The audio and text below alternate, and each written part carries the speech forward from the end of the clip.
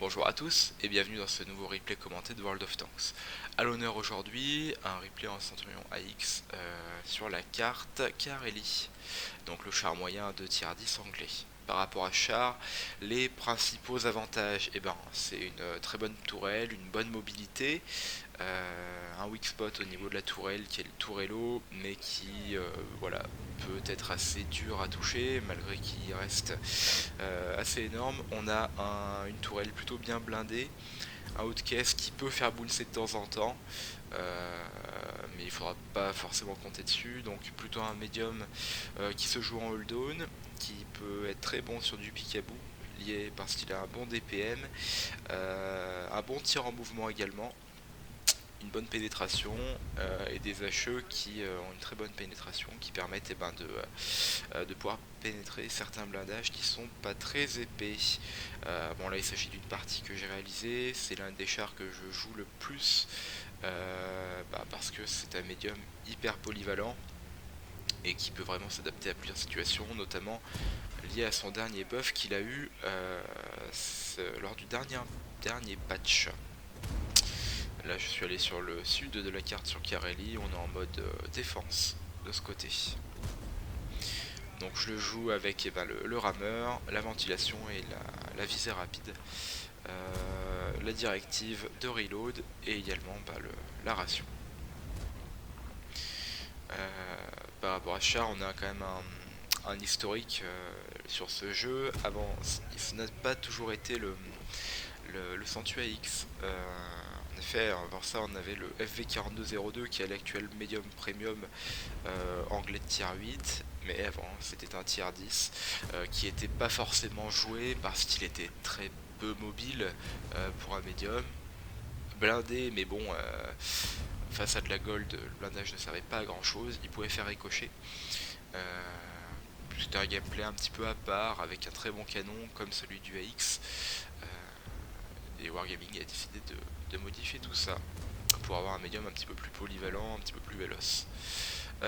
Donc là, début de partie, prise de position et tenter de sniper les tourellos avec le canon que le Centua, ça passe dans la majorité des cas. Là, on a le Progetto. Je vise bien le côté de tourelle pour éviter de taper dans le mantelet, bouncer. Bon, là, j'ai eu quelques bounces malchanceux sur le VZ. Bon, ça arrive. Je fais attention au heal de ne pas me faire sniper. Bon, déjà, voilà, 2 minutes et demie de partie, 2300 points de dégâts.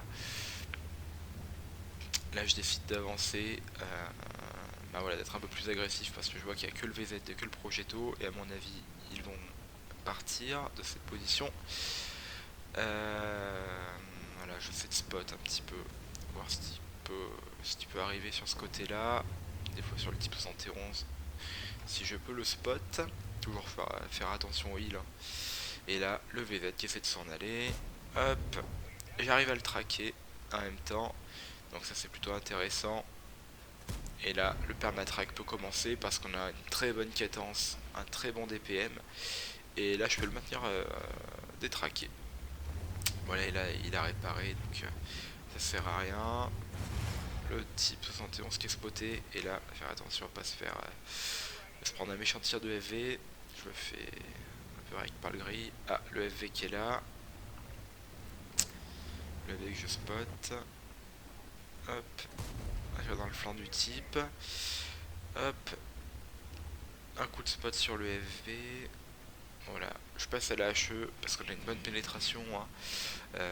105 de peine à la HE. Ça permet, on va dire, d'avoir un DPM bien plus intéressant. Le gris. Hop. Est-ce qu'on est tout de suite. Pareil pour le FV. Et là, le FV qui vient one shot l'autre FV. Je le termine. Donc ça, c'est intéressant. Le Progetto du coup qui s'est replié, hein. Les TD sont tous reculés. Et là, je vais pouvoir monter au heal et terminer le heal. Et puis faire du spot pour nos FV qui sont restés en base. Bon, 7 à 1. On a un map control là, ça va être très dur à l'ennemi pour revenir sur nous. Voilà, toujours aussi pratique hein,